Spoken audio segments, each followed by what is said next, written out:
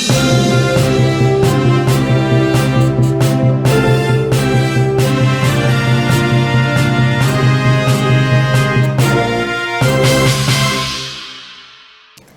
ఆశయం గొప్పదైతే మన ఆలోచన గొప్పగా ఉంటుందనే సూక్తిని పుణికిపుచ్చుకొని ఉన్నత విద్యను అభ్యసించి ఇండియన్ అడ్మినిస్ట్రేటివ్ సర్వీసులో స్థానం సాధించుకొని ప్రజాక్షేత్రంలో ప్రత్యక్షంగా ప్రజాసేవ చేసేందుకు కంకణం కట్టుకున్న లోతేటి శివశంకర్. ఆయన జన్మదినోత్సవం సందర్భంగా భారత వనిత టీవీ స్పెషల్ స్టోరీ.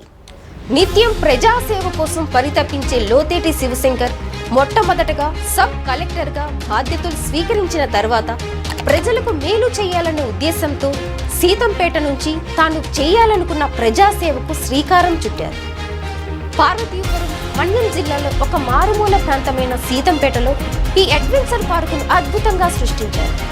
ఈ పార్కుకు రాష్ట్ర స్థాయిలో గుర్తింపునిచ్చేలా అన్ని హంగులతో ఆహ్లాదకరమైన వాతావరణంలో తీర్చిదిద్దారు శివశంకర్ లోతేటి. దీంతో ఒక్కసారిగా శివశంకర్ పేరు రాష్ట్ర స్థాయిలో మారుమోగింది.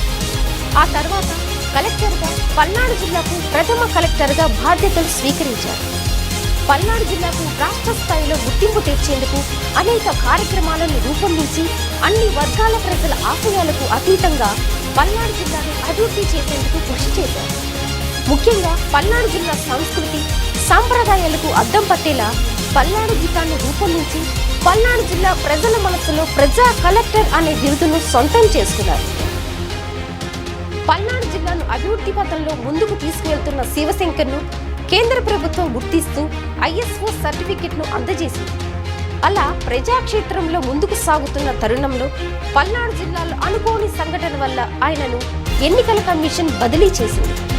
ఎన్నికల అనంతరం తెలుగుదేశం పార్టీ నూతన ప్రభుత్వం ఏర్పాటైన తర్వాత ఆయన సిన్సియారిటీని, ఆయన సేవలను గుర్తించి కడప జిల్లా కలెక్టర్గా నియమించింది. అక్కడ మరిన్ని అభివృద్ధి కార్యక్రమాన్ని ప్రజలకు చేరువ చేస్తున్న సమయంలో కేంద్ర ప్రభుత్వం కొంత సాంకేతిక కారణాల వల్ల లోతేటి శివశంకర్ని తెలంగాణ రాష్ట్రంలో రిపోర్ట్ చేయాలని ఆదేశించింది. ప్రస్తుతం లోతేటి శివశంకర్ తెలంగాణ రాష్ట్రంలో ఆరోగ్యశ్రీ CEO గా విధులు నిర్వహిస్తున్నారు. ఆయన ఎక్కడ ఉన్నా పేద ప్రజలకు మరిన్ని సేవలు అందించాలని, అదేవిధంగా ఆయన మరింత ఉన్నత స్థాయికి ఎదగాలని కోరుకుంటూ ఆయనకు భారత వనిత టీవీ మరియు యాజమాన్యం తరపున ప్రత్యేక జన్మదిన శుభాకాంక్షలు.